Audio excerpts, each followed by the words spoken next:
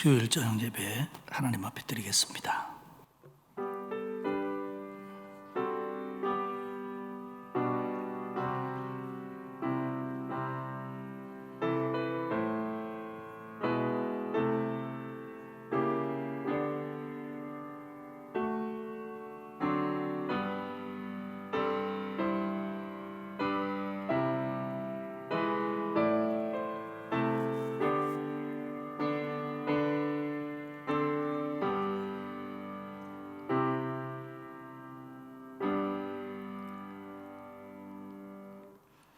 하나님 아버지 고맙고 감사합니다.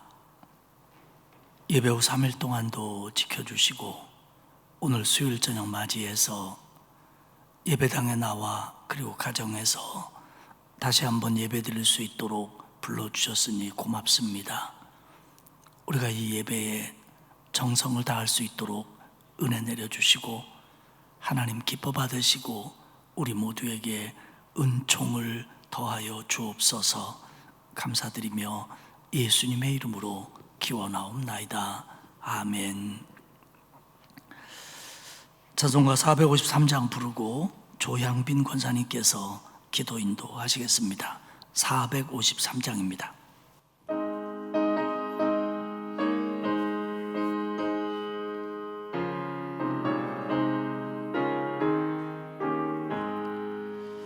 예수가 알기 원하네. 크고도 넓은 은혜와 계속해 주신 사랑을 간절히 알기 원하네. 내 평생의 소원, 내 평생의 소원, 계속해 주신 사랑을 간절히 알기 원하네. 성령이 스승되셔서 진리를 가르치시고 거룩한 뜻을 깨달아 예수를 알게 하소서. 내 평생의 소원, 내 평생의 소원, 계속해 주신 사랑을 간절히 알기 원하네. 성령의 감화 받아서 하나님 말씀 배우니 그 말씀 안절안절히 내 맘에 교훈 되도다.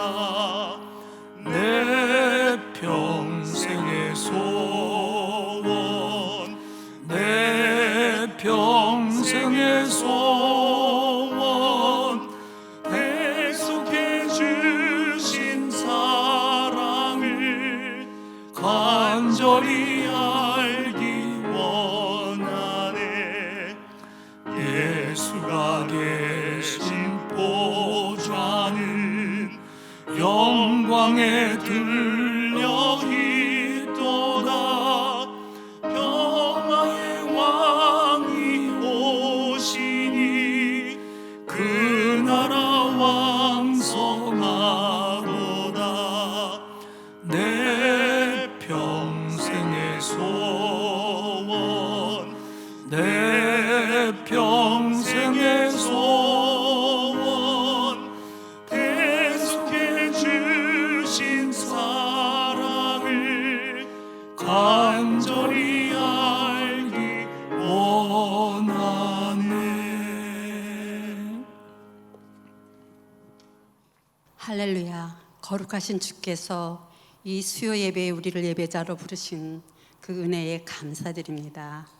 죽기까지 우리를 사랑하시고 세상과 악에 미혹되지 않고 구별된 삶을 사는 그리스도인으로 세우기에 다시 예배 드릴 수 있도록 예배의 장을 열어주심을 진심으로 감사드립니다. 아멘.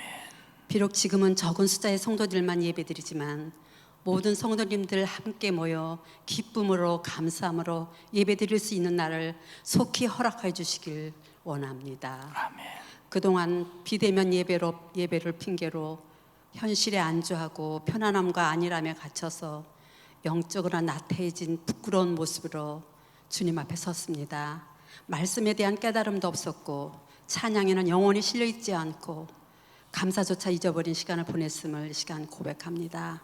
주님, 저희들의 나태함을 용서하여 주시옵소서. 또한 믿음 적었음을 용서하여 주시옵소서.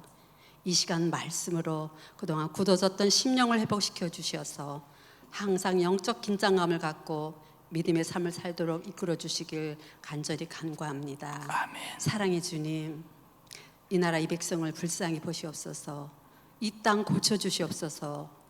이제까지 겪어보지 못한 코로나라는 재난으로 어려움을 겪고 있습니다. 정치는 제자리를 찾지 못하고 경제는 흔들거리는 상황 속에서 많은 국민들 고통받고 있습니다. 자비로우신 주님, 다윗의 죄로 이스라엘에게 내리셨던 온역을 3일 만에 거두셨듯이 이 바이러스도 속히 거두어 주시기를 간절히 원하며 이 어려움을 잘 이겨낼 수 있도록 주께서 붙들어 주시고 위로하여 주시길 간구드립니다. 아멘. 주님, 혹여라도 하나님 이름을 앞세워 지혜롭지 못한 행동으로 한국 교회들을 위태롭게 하고 사회에 누를 끼치는 일이 없도록 저희들에게 영 분별력을 허락해 주시길 원합니다. 아멘. 이 어려운 때에 위기를 기회로 삼아서 교회마다 거룩함이 회복되게 하여 주시고 교회 안에서는 온전한 성결함이 세워지도록 통회하는 마음으로 힘써 기도하며 나아가게 하여 주시옵소서. 아멘. 우리 교회도 세상에 사회에 편승하지 않고 아름다운 소식을 전하며 사회를 일으켜 세우는 교회로 삼아 주시옵소서. 하나님 아버지, 강석교회 교회학교가 다시 예배에 임할 수 있게 속히 인도하여 주시옵소서. 폐역하고 타락한 문화 속에서 자녀들이 믿음 지키기 어려운 시대입니다. 예배와 말씀으로 잘 양육받아 진리를 더 깊이 더 넓게 알아가며 영적 분별력과 믿음의 지혜가 있는 성숙한 자녀로 자라게 하여 주옵소서. 아멘. 그래서 세상이 보여주는 힘에 의하여 성공하는 방법을 따르지 아니하고 하나님이 기뻐하시는 일에 인생의 가치를 찾아가는 강석교회의 희망이 되도록 인도하여 주시옵소서. 아멘. 사랑의 주님, 저희 교회를 섬기고 이끌어 가시는 목회자님들께 항상 거룩한 능력으로 채워주시고 하나님의 지혜로운 영이 충만한 사명자로 세워주옵소서. 아멘. 그러므로 강서 공동체를 진리의 길로 인도하는 믿음의 스승이며 영향력 있는 영적 지도자로서 하나님이 기뻐하시는 일꾼으로 세워주옵소서. 아멘. 하나님 아버지, 이 예배에 주께서 함께 하심을 감사드립니다.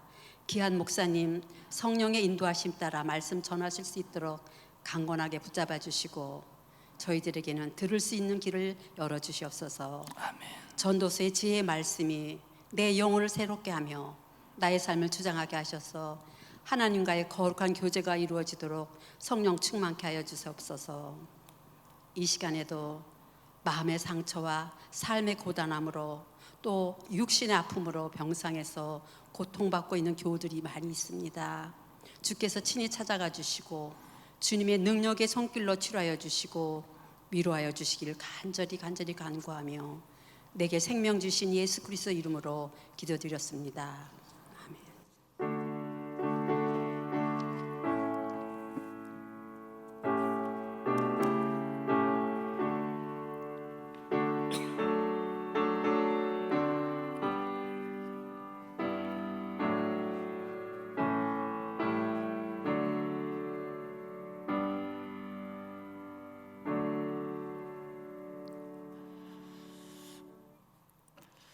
주일 1, 2, 3부 예배 또 수요 예배는 지금처럼 이렇게 현장 예배와 온라인 예배를 겸해서 드리고 있습니다.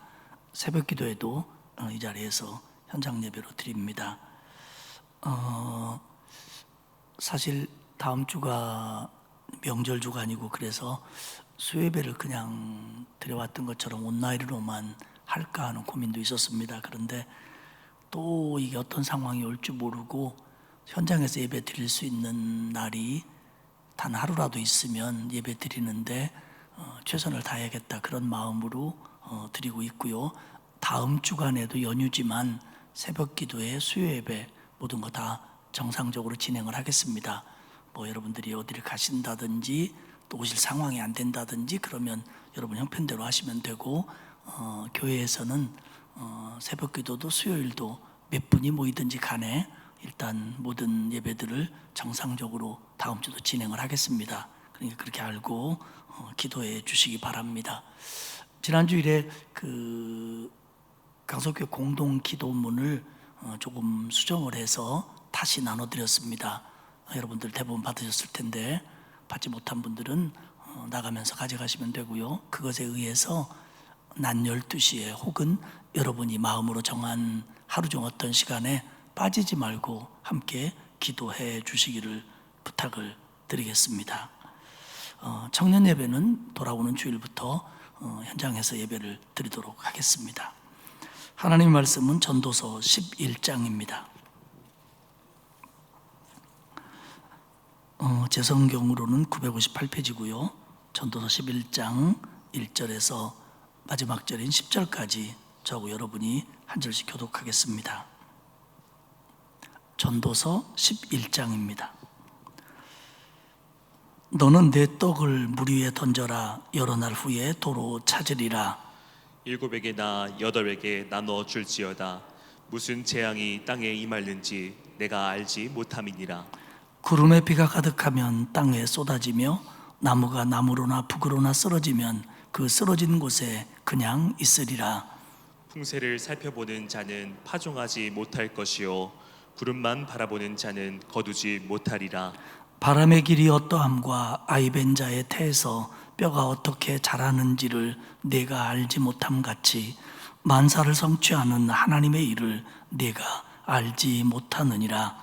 너는 아침에 씨를 뿌리고 저녁에도 손을 놓지 말라. 이것이 잘 될는지 저것이 잘 될는지 혹 둘이 다 잘 될는지 알지 못함이니라.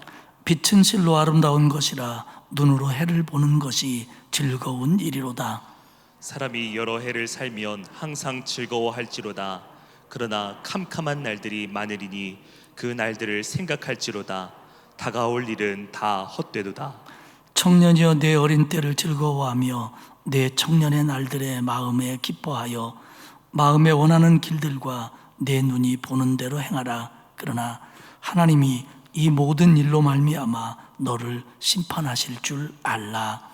그런즉 근심이 내 마음에서 떠나게 하며 악이 내 몸에서 물러가게 하라. 어릴 때와 검은 머리의 시절이 다 헛되니라.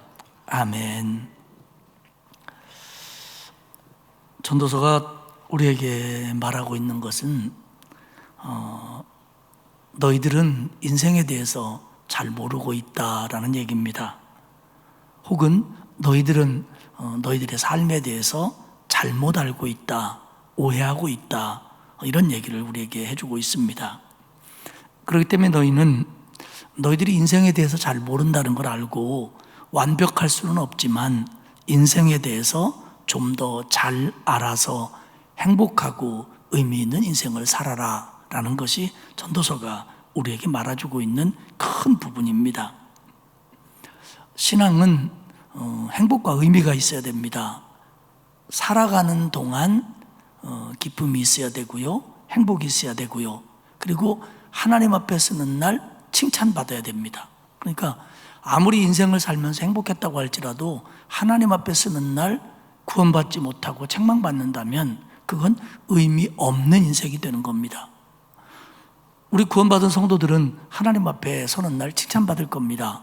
그러면 그 칭찬받을 것을 생각하고 삶의 의미를 내가 좀씩 깨달아가면서 사노라면 우리의 살아가는 삶 속에서 실제적인 행복을 느낄 수가 있는 겁니다. 그러니까 이 행복이라는 걸 꼭 건강, 물질, 자식이 잘 되는 거, 물론 이런 것들 속에서도 행복을 느낄 수 있지만 그 중에 한 개, 두 개 혹은 전부가 내 뜻대로 되지 않는다고 할지라도 내가 하나님 나라에 가는 거, 하나님 앞에 서는 것을 깨닫고 그 행복감에 젖어서 오늘을 산다면, 좀 몸이 약해도 또 모든 게 내 뜻대로 안 풀려도 우리는 이 세상을 살면서 얼마든지 기뻐할 수가 있는 겁니다.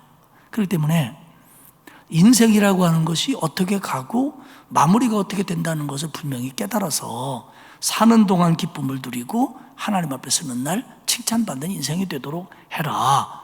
그렇게 살기 위해서는 이런 것들이 필요하다라는 지혜를 우리에게 이 얘기를 해줍니다. 오늘 특별히 전도서 11장은 너희들은 다 알지 못한다라는 걸 강조합니다. 우리 인생에 있어서 신앙적인 지혜는 내가 인생을 다 알지 못한다는 걸 아는 게 지혜입니다. 내가 인생에 대해서 모르는 게 많다. 이걸 깨닫는 게 지혜입니다.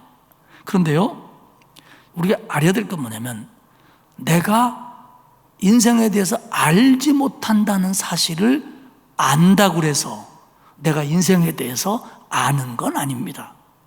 말 어렵죠? 나 이거 어렵게 하려고 연구를 얼마나 했다고요? 다시 한번 잘 들어보세요.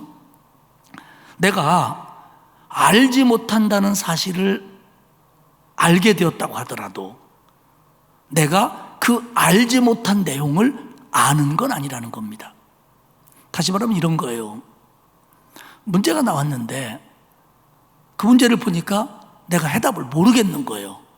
그래서 나는 결론을 내렸어요. 나는 저 문제를 내가 모르고 있다. 그러면 내가 그 문제에 대해서 모른다는 게 해답을 알고 있는 건 아니라는 겁니다. 우리는 인생에 대해서 모른다는 걸 알아야 됩니다. 근데 인생에 대해서 나는 모른다는 것만 갖고 되느냐? 그건 해답이 아니라는 거예요. 좀 더 인생에 대해서 알아가야 된다는 거죠.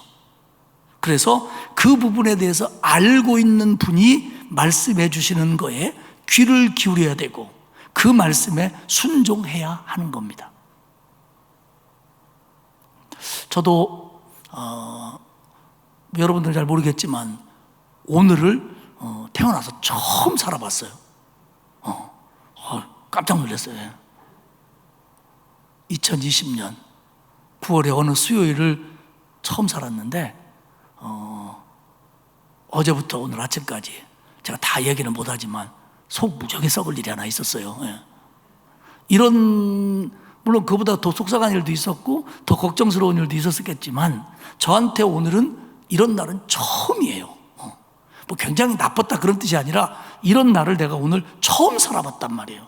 여러분들 다 마찬가지예요. 지난주만 하더라도 이번 수요일에 현장에 와서 예배드릴 수 있었을까 잘 몰랐습니다. 그런데 우리도 모르게 이런 것들이 진행이 되는 거예요. 그러니까 우리는 몰라요. 그러나 모르는 게 다는 아니라는 거죠. 인생에 대해서 알고 계신, 인생에 대해서 큰 틀을 주관하시는 하나님 앞에 귀를 기울이고 내가 잘 모르는 거기 때문에 겸손하게 그 말씀을 받아들이고 내가 알지 못하는 거기 때문에 그분의 방법을 신뢰하면서 따라가는 거, 이게 신앙이고요.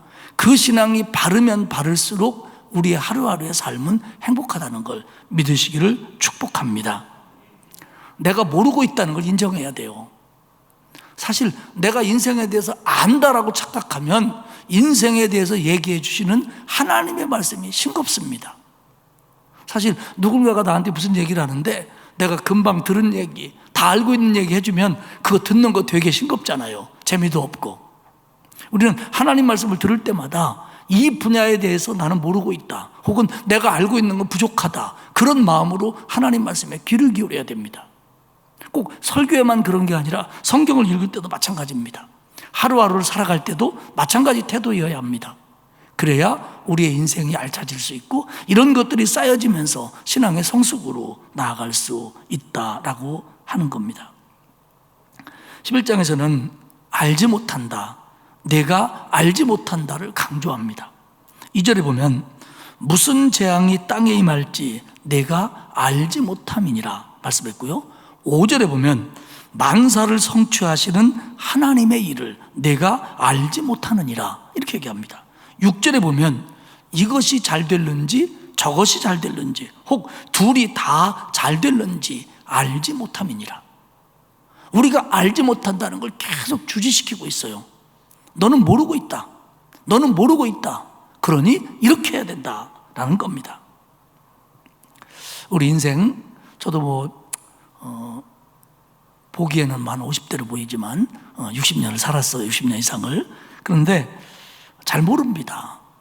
그리고 지나간 거에 대해서 좀 깨달음이 있는데 이게 나이가 들어가면서 하루하루를 맞이하고 한 계절 한 계절을 맞이하는 게 낯설어요.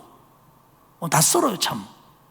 그리고 어떤 때는 좀 받아들이기 어려울 때도 있고, 이게 이런 거였나? 이렇게 깨닫기도 합니다. 그러니까 중요한 건 뭐냐면 우리가 모르고 있다는 걸 인정해야 돼요. 나도 살 만큼 살았는데 살 만큼 살았지요. 그러나 또 낯설고 또 새로운 세상이고 또 내가 전혀 예측할 수 없었던 일들이 우리 주변에 펼쳐진다는 거예요. 이런 인생, 다 알지 못하는 인생, 하나님께서는 이런 인생을 어떻게 살아야 되는지 오늘 몇 가지 얘기를 합니다. 첫째는 베풀며 살라는 겁니다. 1절을 봅시다. 너는 내 떡을 물 위에 던져라. 진짜 떡이나 음식을 물에다 던지라는 얘기는 아니죠. 만약에 떡을 흐르는 물에 던진다면 다 풀어질 테고 먹지 못하게 될 겁니다. 이 말은 자선, 베품에 대한 은유입니다. 이렇게 떠내려 보내듯이, 너한테 중요한 떡이지만 떠내려 보내듯이 그렇게 베풀어라. 그리고 돌아올 거, 되돌려 받을 거, 그거 계산하지 말고 그냥 미련 없이 떠나보내라. 이런 뜻으로 해석하는 게 가장 보편적인 해석입니다. 2절에는 이어서 얘기합니다. 7에게나 8에게 나눠 줄지어다. 그러니까 최선을 다해라. 할 수 있는 한 많이 해라. 이런 겁니다. 요즘도 우리가 어울려서 식사를 잘 못합니다만은 요즘도 7, 8명 밥 사주려면 그거 꽤 돈이 나갑니다. 이거 쉬운 일은 아니에요. 그렇기 때문에 여기서 얘기하는 건 몇 명을 얘기하고 몇 번을 얘기하는 게 아닙니다. 이건 삶의 스타일을 얘기하는 거예요.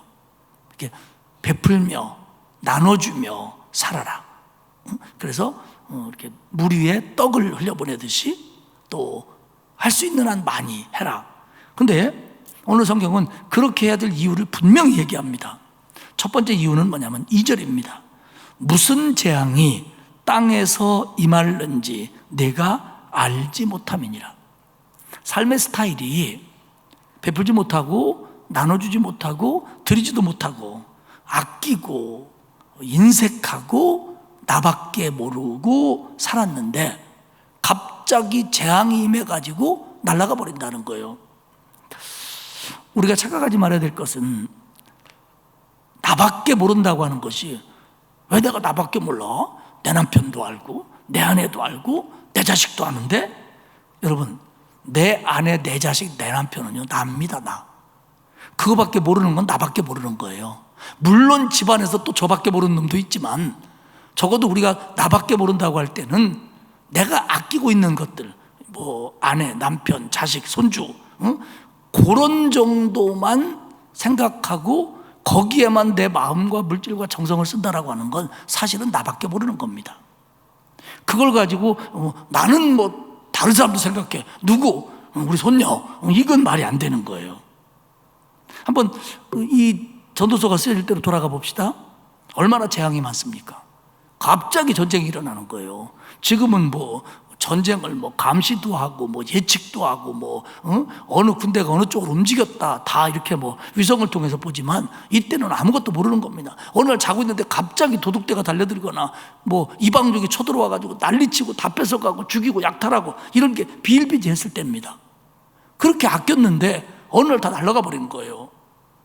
그런가 하면 천재지변은 얼마나 많았습니까? 비가 쏟아지고 바람이 불고 지진이 나고 전염병이 돌고.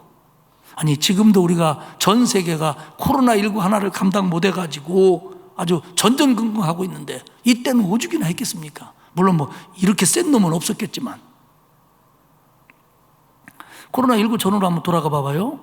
항공업이라든지 여행업이라든지 얼마나 각광받는 해마다 명절이 되면, 연휴가 되고 휴가철이 되면 뭐 인천공항에 오늘 얼마가 떠났는데 이거는 인천공항이 생기고 최고 많은 숫자였다라는 게 계속 기록을 갈아쳤습니다.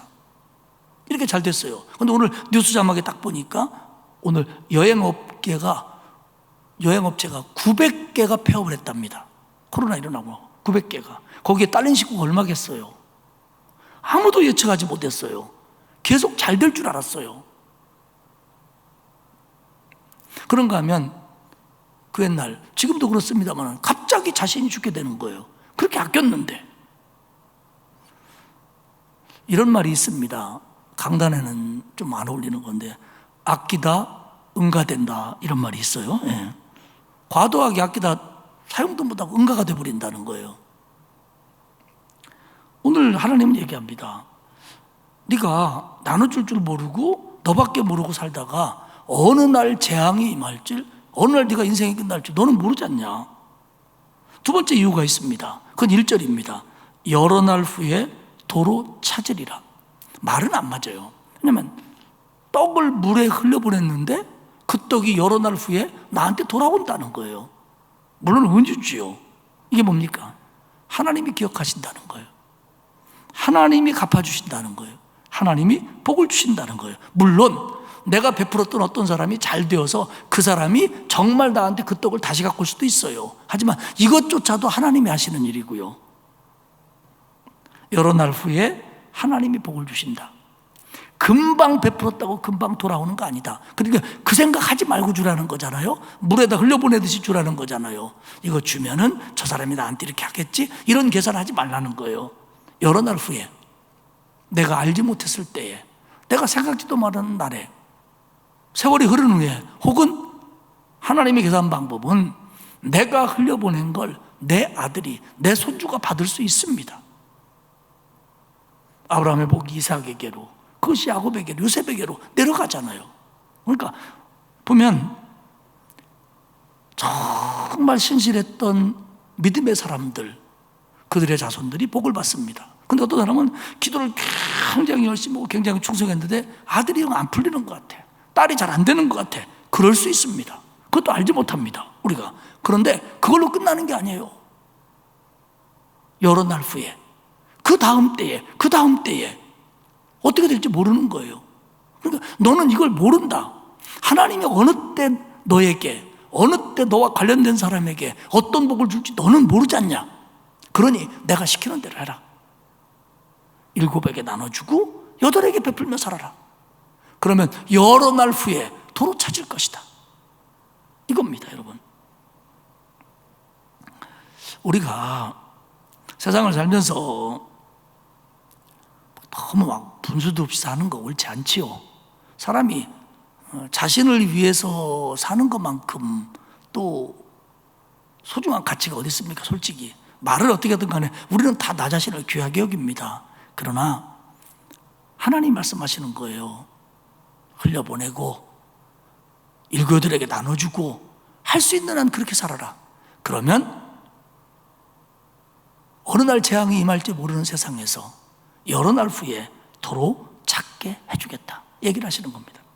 그다음에 조금 이제 성서학자 가운데는 조금 다르게 해석하는 사람도 있어요. 어떻게 해석하냐면, 지금까지 말씀드리는 것이 이제 주된 해석이고요. 이렇게 생각하는 사람이 있어요. 떡을 물 위에 던진다는 걸 어차피 은유인데 정말 물에다가 이렇게 떡을 주거나 누구에게 주는 게 아니라 이걸 어떤 그 해상 교역으로 보는 거예요. 배에다 뭔가를 실는 것으로. 그래서 그걸 대표로 해서 뭐 오늘로 말한다면 뭐 사업이라든지 투자라든지 또 자산 관리라든지 이렇게 보는 해석도 있어요. 그런데 왜냐하면 이것이 언제 재앙이 일어날지 모르기 때문에, 언제 어떤 것에 문제가 생길지 모르기 때문에 인간의 불확실성에 대해서 제대로 준비하고 살아라, 이렇게 본문을 해석하는 경우도 있습니다. 근데 중요한 건 뭐냐면, 그렇게 계산하든 이렇게 계산하든 뭐냐면 인생은 불확실한 위험을 감수하며 살아야 된다는 거예요. 재앙이라고 하는 이 불확실성, 내가 언제 세상을 떠날지 모르는 이 불확실한 세대, 이 세대를 살면서 우리는 지혜롭게 뭐 재산 관리라고 한다면 지혜롭게 하나님 안에서 관리해야 되고, 이게 앞선 해석, 저는 그렇게 믿습니다만은 베품에 관한 거라면 하나님의 말씀대로 제대로 베풀고 살아야 된다. 그럴 때 하나님이 이걸 기억하시고 너한테 갚아주실 것이다. 왜? 네가 이거 감당 못하지 않냐? 너는 모르지 않냐? 어떤 게 잘 될는지, 내일 무슨 일이 있을지, 코로나19가 끝나면 어떤 게 찾아올지 네가 아냐? 너 모르지 않냐? 정말 몰랐어요. 저는 정말 이런 세상이 올 줄 몰랐어요. 세상에 이렇게 의술이 발달되고 이렇게 과학이 발달되고 수많은 약들이 나오는 이 세상에서 코로나19라는 것 때문에 우리가 이렇게 될 줄은 진정 난 몰랐어요. 진정 난 몰랐어요. 네.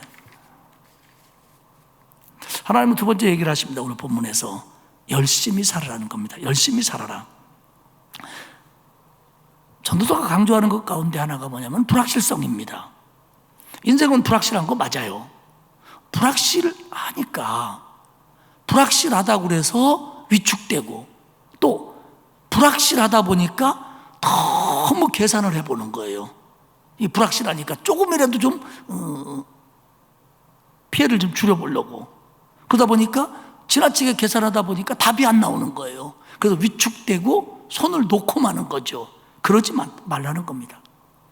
모르는 거 많다도 불확실한 거 맞다. 그러니까 더 열심히 살아야 된다. 우리가요, 모든 걸 다 안다면 열심히 살 거 없어요. 왜냐하면 될 것만 열심히 내면 돼요. 또 이득되는 것만 열심히 노력하면 돼요. 근데 우리는 몰라요. 뭐 사업으로 한다면 이게 잘 될지 저게 잘 될지 요게 잘 될지 몰라요. 그러니까 다 열심히 해야 돼요. 사람을 만나면 이 사람이 정말 좋은 사람인지, 앞으로 나하고 얼마나 친하게 인생에 있어서 좋은 친구로서 또 동역자로서 살아가게 될지 우리가 모르니까 만나는 사람마다 최선을 다해야 되는 거예요. 모르니까. 안다면, 저도 목사로서 교회에 도움이 될지 안 될지를 다 안다면 뜩 봐가지고 이 양반은 뭐 우리 교회에 도움이 안 되겠네, 확실히 앞으로 30년 동안은 도움이 안 돼, 그럴 것 같으면 적당히 해도 돼요. 저는 모릅니다. 그러니까 성도 한 사람 한 사람에게 최선을 다해야 되는 거예요. 마찬가지로 인생에 대해서 모르기 때문에, 불확실하기 때문에 열심히 하라는 겁니다. 3절에 보면 구름이 비가 가득하면 땅에 쏟아지며 나무가 나무로나 북으로나 쓰러지면 그 쓰러진 곳에 그냥 있으리라. 구름에 비가 가득하면 땅에 쏟아지는데 언제부터 쏟아질지, 얼마나 쏟아질지 우리는 몰라요. 기상청도 모릅니다. 기상청이 그랬어요. 올여름에 무지무지하게 더울 거래요. 개뿔 뭐가 더워. 비만 잔뜩 오고 더운 줄도 모르고 여름 지나갔어요. 코로나 신경만 쓰다 지나갔어요. 물론 뭐 조금 더웠지만. 그리고 뭐 9월 말까지 늦더위가 거짓말 말라고 그래요. 요새 아침에 추워, 새벽기도 나오려면. 기상청도 예측을 못하는데 전도서가 쓰여질 때 누가 예측을 해요? 비가 얼마나 올지, 어느 그룹에 비가 들어있는지 모르죠. 더군다나 비의 결과로 나무가 쓰러지는데 어떤 나무가 쓰러질지, 동쪽으로 쓰러질지 서쪽으로 쓰러질지 누가 아냐는 거예요. 너 아는 사람 있냐는 거예요. 결국 인간의 힘으로는 비가 쏟아지는 양이나 그 비로 인해서 피해가 나타나는 나무의 쓰러짐을 인간이 조절할 수 없다는 거예요. 너는 알지도 못하고 양을 바꿀 수도 없고 위치를 조절할 수도 없다는 겁니다. 그러니 주어진 삶 속에서 열심히 살아가는 거예요. 피할 수 없는 사건들이 일어나기도 한다. 또 비가 오는 거, 나무가 쓰러지는 거 너 예측 못한다. 그러니까 그렇다고 해서 불확실하니까, 모르니까 나는 아무것도 못해, 가만히 있을 거야, 이건 더 문제라는 겁니다. 확실히 예측되면, 내가 분명히 알게 되면 그때 하겠다, 이거 아니라는 겁니다. 무작정하고 무대뽀로 하는 것도 문제지만 가만히 있는 것도 경계할 일이라는 겁니다. 4절은 분명히 얘기합니다. 풍세를 살펴보는 자는 파종하지 못할 것이요 구름만 바라보는 자는 거두지 못하리라. 풍세, 바람의 흐름입니다. 바람이 부는 거. 오늘은 바람이 어디로 불까? 바람이 많이 불까? 조금 불까? 이것만 따지다 보면 씨를 못 뿌린다는 거예요. 이게 흩어뿌리기입니다. 그 예수님의 씨 뿌리는 자의 비유에 나오는 방법입니다. 그러니까 뿌리면 네 종류의 땅에 떨어졌다고 나오죠. 처음에 어디였죠? 몰라요. 요새 담임 목사님이 구약만 설교해가지고요, 우리는 신약을 잊은 지 오래예요. 그겁니까? 길가에, 그 다음에 돌밭 뒤에. 맞나요? 맞으면 이렇게 좀 해보셔봐요. 우리 손녀도 이건 하는데. 세 번째가 어디였죠? 가시떨기. 네 번째, 좋은 땅에. 구약만 설교해도 신약을 알고 계시군요. 감사합니다. 그 방법이 우리처럼 땅 파고 씹고 덮으면은 바람 분다고 딴 데로 갈 리가 없잖아요. 이렇게 뿌리니까 바람이 너무 많이 불면 밭으로 안 떨어지고 다른 데로 떨어질까 봐 걱정이 돼가지고 씨를 못 뿌린다는 거예요. 바람만 바라보고. 지금 이 바람이 안 와도 내가 씨 가지고 와서 바람 뿌리려고 하면, 아니, 바람을 뿌린단다. 씨를 뿌리려고 하면 바람이 불면 어떡해, 이러면서 못 뿌린다는 거예요. 구름만 살펴보는 자는 거두지 못한다. 거두면 널어야 되고 말려야 되는데 비가 올 것 같거든요. 아니야, 지난번에도 이렇게 막다가 비 왔어. 이걸 우리 고향에 가면 호랑이 장가가는 날이라고 그러는데 또 몰라, 오늘도 그럴지 몰라. 그래서 못 빼는 거예요. 비 올까 봐. 그러면 바람 부는 걸 걱정하고 비 오는 걸 걱정하면 씨도 못 뿌리고 거두지도 못한다는 거예요. 그러니까 그래, 네가 씨를 뿌리다가 바람 불 수도 있다. 네가 거두는데 비가 올 수도 있다. 그렇다고 안 할 수 있냐? 그럴수록 열심히 해야지. 그럴수록 열심히 해야지. 5절은 얘기합니다. 바람의 길이 어떠한지, 태아가 어떻게 자라난지 알지 못함 같이 만사를 성취하시는 하나님의 일을 내가 알지 못하느니라. 그건 하나님께 맡겨야 된다. 그건 네가 하나님께 맡겨야 될 부분은 맡겨야 된다는 거예요. 모든 걸 다 내가 책임지고 모든 걸 내가 알아서 하고 모든 걸 다 내 힘으로 할 거라고 생각하지 말라는 거예요. 나는 내가 할 수 있는 한 노력하고 나머지 부분은 하나님 앞에 맡기라는 거예요. 가끔 보면 저도 이제 그런 걱정을 할 때가 있어요. 교회를 위해서, 성도들을 위해서 기도하다가 걱정되고 염려가 되는 거예요. 기도하다가 가끔 그런 생각이 들어요. 아니지, 이건 하나님 소관인데 내가 왜 그것까지 걱정하고 있을까? 그러면 그래, 그 큰 부분을 하나님께 맡기고 이런 부분들을 하나님이 다스려 주십시오. 그렇게 기도합니다. 근데 우리가 하나님 것까지 내가 신경 쓰다가는 이거 못 살아요.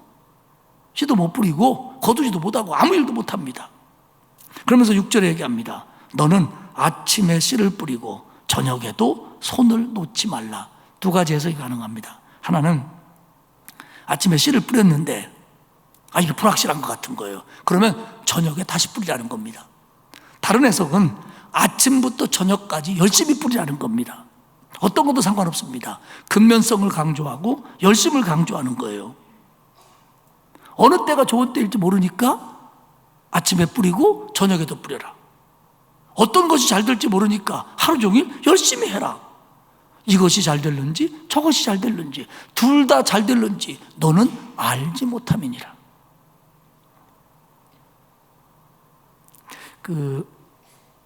학교 다니면서 공부할 때 시험 때가 되면 이제 시험 공부를 합니다. 근데 시험 범위를 다 공부하자니 양이 많잖아요. 찍어서 공부하잖아요. 요놈은 꼭 나올 것 같고 요놈은 꼭 나올 것 같고. 그래가지고 이제 교수님의 마음이 돼갖고 교수님이 어떤 문제를 낼까, 그 양반이 이걸 강조했는데, 이렇게 고민하다가 한번 깨달은 게 있어요. 네가 교수가 아닌데 그걸 왜 걱정해? 어떤 문제가 나와도 풀 수 있는 마음으로 준비를 해야지, 교수님이 어떤 거 낼 건가만을 연구해가지고 그러다 보면 별로 안 맞아요, 잘.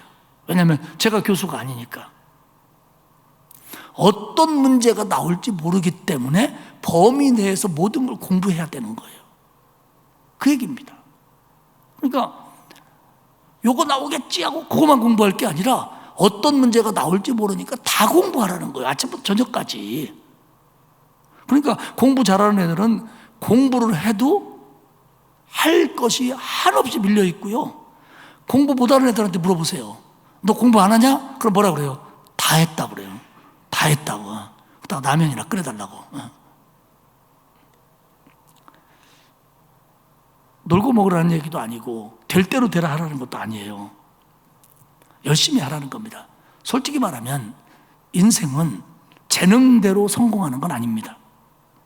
공부 잘한다고 성공하고 좋은 학교 나왔다고 출세하고 멋있고 이쁘다고 시집장가 잘 가고 조건이 좋다고 행복한 거 아니에요. 아니에요. 그런 경우도 있지만 아닌 경우도 있어요. 그러면 아닌 경우가 있다고 그래서 공부 안 할 거고, 그런 아닌 경우가 있다고 그래서 되는 대로 살 거냐? 그렇게는 못 한다는 거죠. 오히려 모르기 때문에 열심히 하라는 거예요. 우리의 인생을 다 모릅니다. 그렇기 때문에 뭐든지 매사에 제대로 하라는 거예요. 열심히 하라는 거예요. 이게 하나님이 오늘 우리에게 말씀하시는 겁니다. 세 번째는, 마지막으로는 뭘 얘기냐면 기쁨으로 살라는 겁니다. 7절에 보면 빛은 실로 아름다운 것이라 눈으로 해를 보는 것이 즐거운 일이로다. 성경은 매번은 아니지만 보편적으로 빛, 낮 이런 건 기쁨의 세계를 얘기하고요, 어두움, 밤 이건 슬픔과 두려움을 얘기합니다. 여기서 눈으로 해를 보는 것이 즐거운 일이다 할 때 눈으로 해를 본다고 하는 것은 생명의 충만함을 표현하는 얘기입니다. 그러니까 이게 뭐냐면 무엇인가를 할 수 있는 기쁨의 시기를 얘기하는 거예요. 무엇인가를 내가 아직 할 수 있는 거, 이거 행복한 때다. 그러니 그때를 기쁨으로 사는 거라는 거예요. 8절에 보면 이렇게 얘기합니다. 사람이 여러 해를 살면 항상 즐거워할지로다. 그러나 캄캄한 날들이 많으리니 그 날들을 생각할지로다. 다가올 일은 다 헛되도다. 사람이 살면서 두 가지 생각을 균형을 맞춰 살아가는 겁니다. 하나는 하나님이 주신 세상이야, 하나님이 주신 인생이야. 기뻐하고 행복하고 즐거워하는 거, 현실을 살면서 기뻐하는 거와, 하나는 삶은 덧없는 거야. 언젠가는 죽음이 예고 없이 나에게 찾아올 거야. 나는 하나님 앞에 서야 돼. 이 두 가지가 마음속에서 팽팽한 균형을 가지고 살아야 된다는 거예요. 이 하나님 앞에 서야 된다는 걸 포기하고 기쁘게만 살려고 하다 보면은 잘못된 쾌락이나 잘못된 즐거움에 빠질 수 있어요.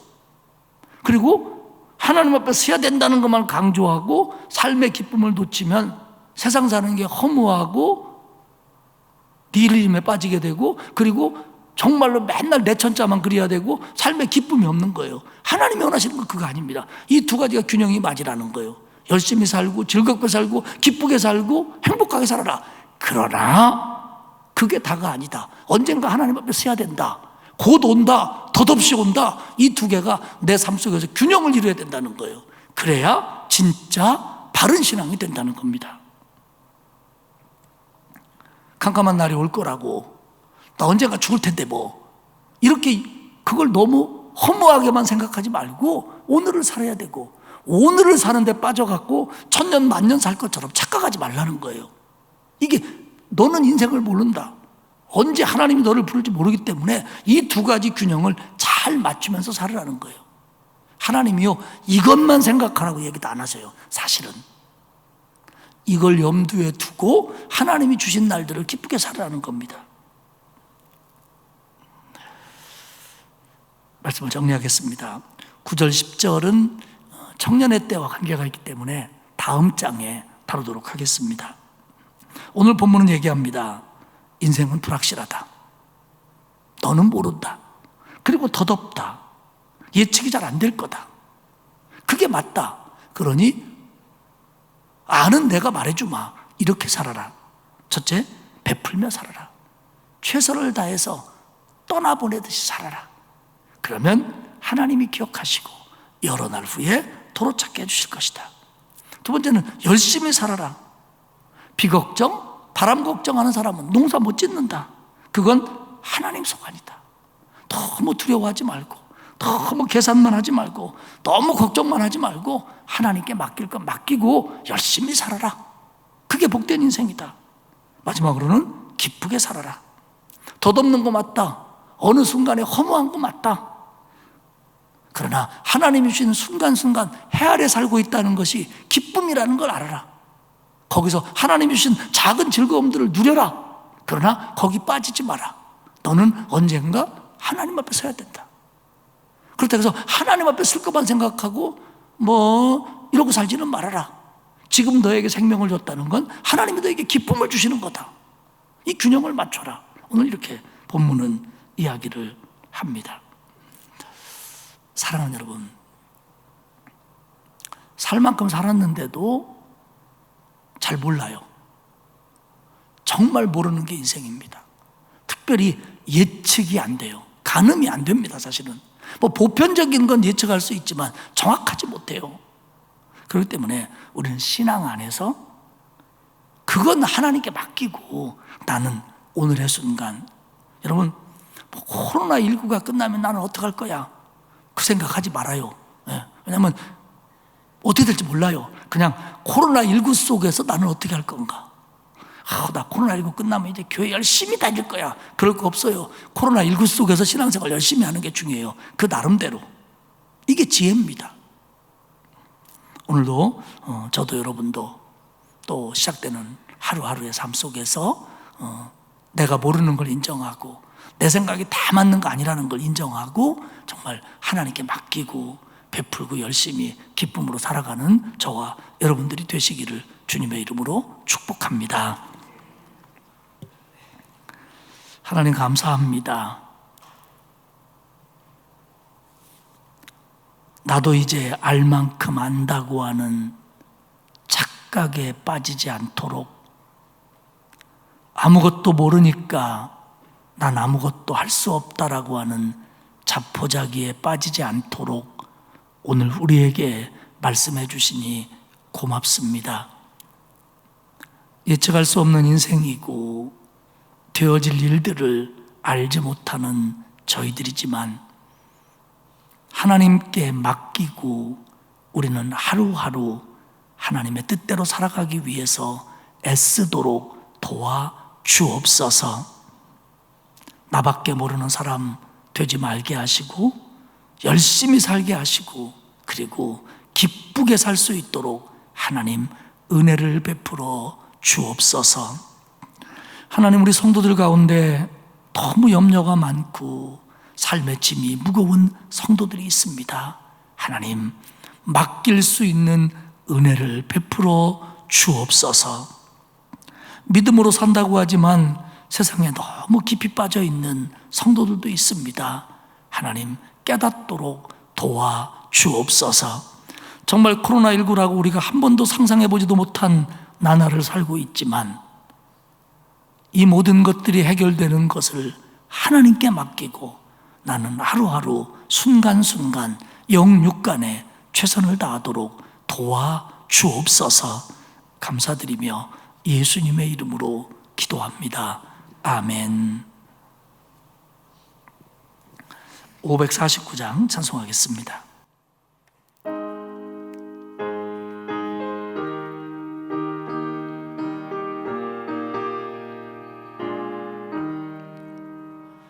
내 주여 뜻대로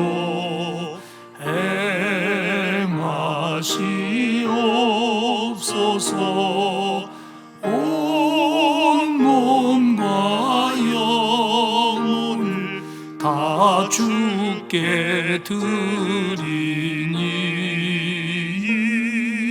이 세상 고락간 주 인도하시고 날 주관하셔서 뜻대로 하소서. 내 주여 뜻대로 행하시옵소서. 큰 근심 중에도 낙심케 마소서. 주님도 때로는 울기도 하셨네. 날 주관하 뜻대로 하소서. 내 주여 뜻대로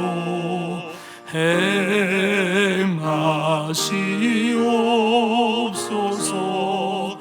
내 모든 일들 다 주께 맡기고 저 천성 향하여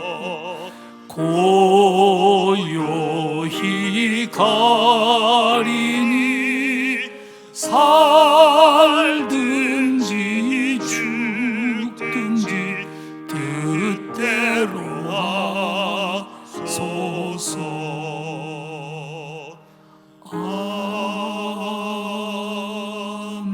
아멘.